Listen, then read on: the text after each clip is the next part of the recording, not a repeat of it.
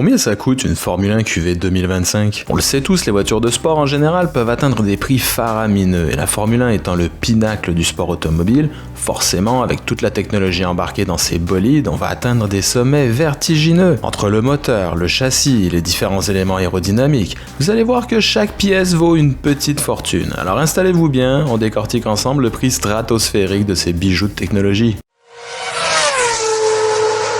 Commençons par la base. Pour atteindre ces vitesses vertigineuses, une F1 a besoin d'une unité de puissance et c'est l'élément le plus cher.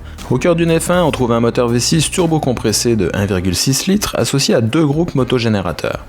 Le MGUK, un groupe motogénérateur cinétique qui récupère l'énergie au freinage, et le MGUH, un groupe motogénérateur thermique qui récupère l'énergie des gaz d'échappement. Cette combinaison permet au groupe motopropulseur d'atteindre une puissance de plus de 1000 chevaux tout en consommant moins de carburant que les moteurs des générations précédentes. Ce groupe motopropulseur hybride est l'un des composants les plus complexes du sport automobile. Heureusement, avec la stabilité des règlements moteurs et le plafond budgétaire, la F1 a pu stabiliser les coûts. Mais on parle tout de même d'une unité de puissance se chiffrant aux environs de 10 millions de dollars. Ensuite, c'est bien beau d'avoir un moteur puissant, mais encore faut-il l'accompagner d'une boîte de vitesse pour entraîner toute cette force. Et là encore, les boîtes de vitesse en F1 sont absolument phénoménales, capables de gérer plus de 1000 chevaux, soutenant toute la charge de la suspension arrière et procédant en moyenne à 4000 changements de rapport par Grand Prix. Et elles ne pèsent en moyenne que 40 kg. On parle de boîtes semi-automatiques à 8 rapports avec palette de changement de vitesse au volant, l'embrayage étant géré automatiquement par des algorithmes à une vitesse fulgurante en même temps que le pilote change de vitesse. Sauf pour la procédure de départ où le pilote doit contrôler la puissance envoyée au roue arrière avec une palette d'embrayage située sur le volant en dessous des palettes de vitesse. Le coût pour cette petite merveille technologique, environ 350 000 $. Maintenant, on s'attaque au châssis. Un autre exploit d'ingénierie travaillé pendant des heures, d'abord sur les tables à dessin et ordinateurs avec des logiciels de dynamique des fluides, puis en soufflerie pour valider les concepts. La fibre de carbone, c'est pas donné et le châssis doit être à la fois rigide pour les passages en virage et léger pour les lignes droites. Alors là encore, un travail énorme qui est effectué pour atteindre au final une belle petite facture d'environ 1 million de $. Bon, et maintenant qu'on a un moteur, une boîte de vitesse et un châssis, on peut quasiment rouler. Mais il faut des roues et des pneus. C'est le seul lien direct avec la piste. Mais bon, là ça va, on parle de seulement 2500 $ pour un ensemble. Tranquille. Bon, par contre, il faut des suspensions aussi pour relier ces roues au châssis. Et si je vous dis environ 400 000 $, ça vous va? Oui, c'est le prix combiné pour les suspensions arrière et avant, voyons, faut pas exagérer. Alors cette Formule 1, maintenant qu'elle peut rouler, mais il faut bien aussi qu'elle puisse s'arrêter. Alors un système de freinage, ça coûte combien?